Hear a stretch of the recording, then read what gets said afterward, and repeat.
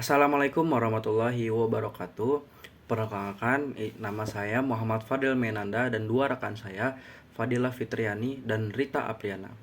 Pada kesempatan kali ini, kami akan membahas tentang rekonsiliasi fiskal dan praktik pengisian SPT tahunan PPH dengan mata kuliah perpajakan dengan dosen pengampu Pak Jaka Darmawan yang terhormat. Kami bertiga dari Kampus Institut Informatika dan Bisnis Dharma Jaya, jurusan S1 Akuntansi. Pada kesempatan kali ini kita akan membahas rekonsiliasi fiskal dan praktik pengisian SPT tahunan PPH. Nah, apa saja sih yang akan kita bahas pada pokok pembahasan kali ini, yaitu yang pertama ada rekonsiliasi fiskal, dan yang kedua itu ada teknik rekonsiliasi fiskal, lalu yang terakhir ada kasus pengisian SPT. Oke, langsung saja kita masuki yang pertama, yaitu apa sih itu rekonsiliasi fiskal. Jadi rekonsiliasi fiskal itu dilakukan oleh wajib pajak karena terdapat perbedaan perhitungan, khususnya laba menurut akuntansi komersial dengan laba menurut perpajakan fiskal.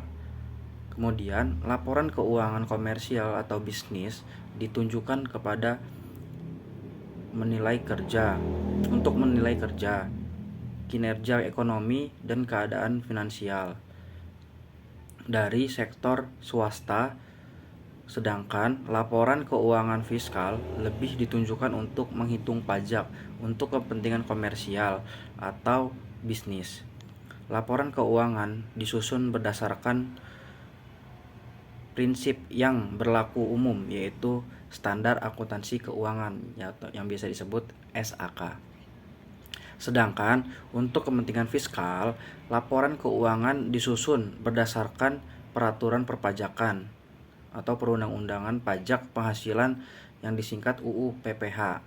Nah, lanjut masuk yang kedua, itu kita ada pendekatan dalam penyusunan laporan keuangan fiskal. Yang pertama itu adalah laporan keuangan fiskal disusun secara beriringan dengan laporan keuangan komersial. Yang kedua, laporan keuangan fiskal ekstra akuntabel dengan laporan keuangan bisnis. Yang ketiga, itu ada laporan keuangan fiskal disusun dengan menyisipkan ketentuan-ketentuan pajak dalam laporan keuangan bisnis untuk menjembatani adanya perbedaan tujuan kepentingan laporan keuangan komersial dengan laporan keuangan fiskal serta tercapainya tujuan efisiensi, maka lebih dimungkinkan untuk menerapkan pendekatan yang kedua. Perusahaan hanya menyelenggarakan pembukuan menurut akuntansi komersial. Akan tetapi, apabila akan menyusun laporan keuangan fiskal, barulah kita menyusun rekonsiliasi terhadap laporan keuangan komersial tersebut. Kemudian kita mengetahui juga perbedaan penghasilan dan biaya atau pengeluaran menurut akuntansi dan menurut fiskal. Yaitu yang perbedaan itu dapat dikelompokkan menjadi yang pertama, perbedaan tetap atau perbedaan permanen, atau yang bisa disebut permanent difference. Perbedaan tetap terjadi karena transaksi-transaksi pendapatan dan biaya diakui menurut akuntansi komersial dan tidak diakui menurut fiskal. Perbedaan tetap mengakibatkan laba rugi bersih menurut akuntansi berbeda secara tetap dengan penghasilan laba kena pajak menurut fiskal. Contoh perbedaan tetap adalah penghasilan yang pajaknya bersifat final seperti bunga bank, dividen, sewa tanah, dan bangunan, dan penghasilan lain sebagaimana diatur dalam pasal 4 ayat 2 UU PPH. Kemudian perbedaan yang kedua itu adalah perbedaan sementara atau perbedaan waktu, atau yang bisa kita sebut timing difference. Perbedaan waktu terjadi karena perbedaan waktu pengakuan pendapatan, dan biaya dalam menghitung laba. Suatu biaya atau penghasilan telah diakui menurut akuntansi komersial dan belum diakui menurut fiskal atau sebaliknya. Perbedaan ini bersifat sementara karena akan tertutup pada periode sesudahnya. Contoh perbedaan ini antara lain penghasilan piutang tak tertagih, penyusutan harta tak berwujud. Kemudian setelah kita mengetahui perbedaannya, itu akan dijelaskan oleh rekan saya yaitu Fadilah Fitriani. Kepada Fadilah Fitriani saya persilakan. Terima kasih. Selanjutnya saya akan membahas mengenai penyebab perbedaan laporan keuangan komersil dan laporan keuangan fiskal. Yang pertama, perbedaan prinsip akuntansi. Beberapa prinsip akuntansi yang berlaku secara umum atau standar akuntansi keuangan yang bisa disingkat sebagai SAK yang telah diakui secara umum dalam dunia bisnis dan profesi tetapi tidak diakui dalam fiskal yang meliputi: pertama, prinsip konservatisme atau penilaian persediaan akhir berdasarkan metode terendah antara harga pokok dan nilai realisasi bersih, dan penilaian piutang dengan nilai taksiran realisasi bersih diakui dalam akuntansi komersial tetapi tidak diakui dalam fiskal. Kedua, prinsip harga perolehan atau cost dalam akuntansi komersial. Penentuan harga perolehan untuk barang yang diproduksi sendiri boleh memasukkan unsur biaya tenaga kerja yang berupa natural dalam fiskal. Pengeluaran dalam bentuk natural tidak diakui secara pengurangan atau biaya. Dan yang ketiga, prinsip pemandanan atau matching, yaitu biaya atau manfaat. Akuntansi komersial mengakui biaya penyusutan pada saat aset tersebut menghasilkan. Pembahasan kedua mengenai perbedaan metode dan prosedur akuntansi. Metode penilaian persediaan, yaitu akuntansi komersial memperbolehkan memilih beberapa metode perhitungan atau penentuan harga perolehan persediaan seperti rata-rata, FIFO, LIFO, pendekatan laba bruto, pendekatan harga jual, eceran, dan lain-lain. Dalam fiskal hanya memperbolehkan memilih dua metode, yaitu rata-rata atau FIFO. Metode yang kedua adalah metode penyusutan dan amortisasi. Akuntansi komersial membolehkan memilih metode penyusutan seperti metode garis lurus, metode jumlah angka tahun, metode saldo menurun atau saldo menurun ganda, metode jam jasa, dan lain-lain. Dan dalam fiskalnya, pemilihan metode penyusutan lebih terbatas, antara lain metode garis lurus dan saldo menurun untuk kelompok harta berwujud jenis non-bangunan, sedangkan untuk harta berwujud bangunan dibatasi pada metode garis lurus saja. Dan metode yang ketiga yaitu metode penghapusan piutang. Dalam akuntansi komersial, penghapusan piutang ditentukan berdasarkan metode cadangan.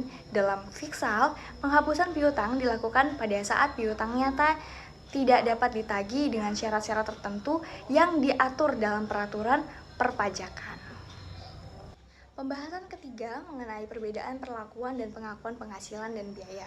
Pertama, penghasilan tertentu diakui dalam akuntansi komersial tetapi bukan merupakan objek pajak penghasilan.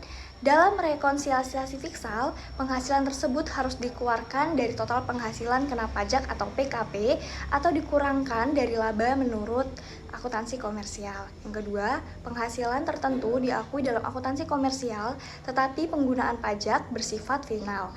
Dalam rekonsiliasi fiskal, penghasilan tersebut harus dikeluarkan dari total PKP atau dikurangi dari laba menurut akuntansi komersial. Dan yang ketiga, penyebab perbedaan lain yang berasal dari penghasilan adalah kerugian suatu usaha di luar negeri, kerugian usaha dalam negeri tahun-tahun sebelumnya, imbalan dengan jumlah yang melebihi kewajiban. Dan yang keempat, pengeluaran tertentu diakui dalam akuntansi komersial sebagai biaya atau pengurangan penghasilan bruto, tetapi dalam fiskal, pengeluaran tersebut tidak boleh dikurangi dari penghasilan bruto. Dalam rekonsiliasi fiskal, pengeluaran atau biaya tersebut harus ditambahkan pada penghasilan neto menurut akuntansi. Dalam SPT tahunan PH merupakan koreksi fiskal positif.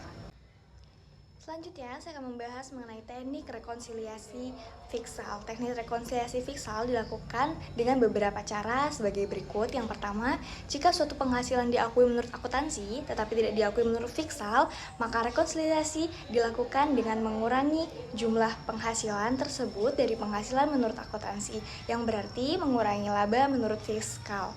Yang kedua, jika suatu penghasilan tidak diakui menurut akuntansi tetapi diakui menurut fiskal, maka rekonsiliasi dilakukan dengan menambahkan sejumlah penghasilan tersebut pada penghasilan menurut akuntansi, yang berarti menambahkan laba menurut fiskal. Yang ketiga, jika suatu biaya atau pengeluaran diakui menurut akuntansi tetapi tidak diakui sebagai pengurangan penghasilan bruto menurut fiskal, maka rekonsiliasi dilakukan dengan mengurangkan sejumlah biaya atau pengeluaran tersebut dari biaya menurut akuntansi, yang berarti menambahkan laba menurut fiskal. Yang keempat, jika suatu biaya atau pengeluaran tidak diakui menurut akuntansi tapi diakui sebagai pengurangan penghasilan bruto menurut fiskal, maka rekonsiliasi dilakukan dengan menambahkan sejumlah biaya atau pengeluaran tersebut pada biaya menurut akuntansi, yang berarti mengurangi laba menurut fiskal. Dapat dilihat di slide selanjutnya, ada kertas kerja rekonsiliasi fiskal. Ada format 1 dan format 2, dapat teman-teman lihat dan simak. Baik, penjelasan slide format sebelumnya, yaitu ada perbedaan dimasukkan sebagai koreksi fiskal positif apabila yang pertama, pendapatan menurut fiskal lebih besar daripada menurut akuntansi, atau suatu penghasilan diakui menurut fiskal tetapi tidak diakui menurut akuntansi. Yang kedua, biaya atau pengeluaran menurut fiskal lebih kecil daripada menurut akuntansi, atau suatu biaya atau pengeluaran tidak diakui menurut fiskal tetapi diakui menurut akuntansi. Lalu ada perbedaan dimasukkan sebagai koreksi fiskal negatif apabila yang pertama, pendapatan menurut fiskal lebih kecil daripada menurut akuntansi, atau suatu penghasilan tidak diakui menurut fiskal atau bukan objek pajak tetapi diakui menurut akuntansi. Yang kedua, biaya atau pengeluaran menurut fiskal lebih besar daripada menurut akuntansi, atau suatu biaya atau pengeluaran diakui menurut fiskal tetapi tidak diakui menurut akuntansi. Yang ketiga, suatu pendapatan telah dikenakan pajak penghasilan bersifat final. Selanjutnya, kasus pengisian SPT. Pengertian, fungsi, jenis, dan hal-hal lain yang berkaitan dengan SPT telah dibahas dalam bab 2, yaitu ketentuan umum dan tata cara perpajakan. Oleh karena itu, dalam bagian ini langsung membahas kasus-kasus yang berkaitan dengan pengisian SPT tahunan PPh. Kasus pengisian SPT tahunan PPh dikelompokkan menjadi: yang pertama, SPT tahunan PPh wajib pajak badan; yang kedua, SPT tahunan PPh wajib pajak orang pribadi yang mempunyai penghasilan dari usaha atau pekerjaan bebas yang menyelenggarakan pembukuan atau norma penghitungan penghasilan neto dari satu usaha atau lebih pemberi kerja yang dikenakan PPh final atau bersifat final dan dari penghasilan lain. Yang ketiga, SPT tahunan wajib pajak orang pribadi yang mempunyai penghasilan dari satu atau lebih pemberi kerja dalam negeri lainnya dan yang dikenakan PPh final dan atau bersifat final. Yang keempat, SPT tahunan wajib pajak orang pribadi yang mempunyai penghasilan lebih dari satu pemberi kerja dengan penghasilan bruto tidak melebihi 60 juta. Selanjutnya ada beberapa poin penting yang dapat kita ambil. Yang pertama, pentingnya rekonsiliasi fiskal. Rekonsiliasi fiskal adalah proses yang diperlukan untuk membandingkan catatan fiskal dan catatan akuntansi perusahaan. Hal ini membantu mengidentifikasi ketidaksesuaian, memastikan konsistensi data keuangan, dan mencegah kesalahan pelaporan pajak. Adapun manfaat rekonsiliasi fiskal, yaitu rekonsiliasi fiskal membawa berbagai manfaat, termasuk meningkatkan keakuratan laporan keuangan, membantu manajemen risiko, dan meningkatkan kepatuhan perusahaan terhadap peraturan pajak. Studi kasus rekonsiliasi fiskal. Adapun kendala dalam pengisian SPT, yaitu pengisian SPT seringkali memunculkan kesalahan karena kompleksitas peraturan pajak dan kewajiban perusahaan untuk mematuhi berbagai peraturan yang berlaku. Pentingnya kepatuhan pajak, yaitu melakukan rekonsiliasi fiskal dan mengisi SPT dengan benar adalah bagian dari ketaatan perusahaan terhadap peraturan pajak yang berlaku, yang pada gilirannya akan meningkatkan reputasi perusahaan dan menghindarkan masalah hukum. Selanjutnya, konsultasi dengan ahli pajak. Jika perusahaan menghadapi kesulitan dalam proses rekonsiliasi fiskal atau pengisian SPT, konsultasi dengan ahli pajak atau akuntan yang berpengalaman sangat disarankan.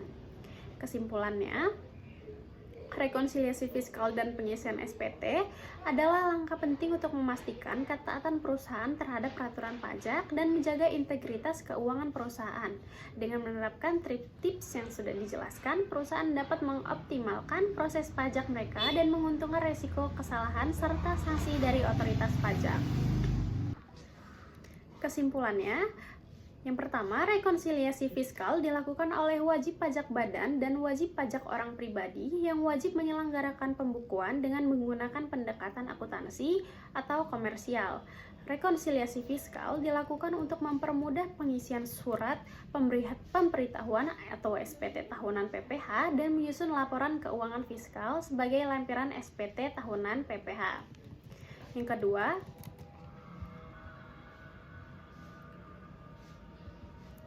kesalahan dalam pengisian SPT dapat menyebabkan konsekuensi serius bagi perusahaan atau wajib pajak. Kepatuhan terhadap peraturan pajak dan pengisian SPT dengan benar penting untuk menghindari masalah hukum dan memastikan konsistensi keuangan perusahaan. Baik, sekian penjelasan dari presentasi kami kali ini. Please feel free to ask any question in the comment sections. Thank you.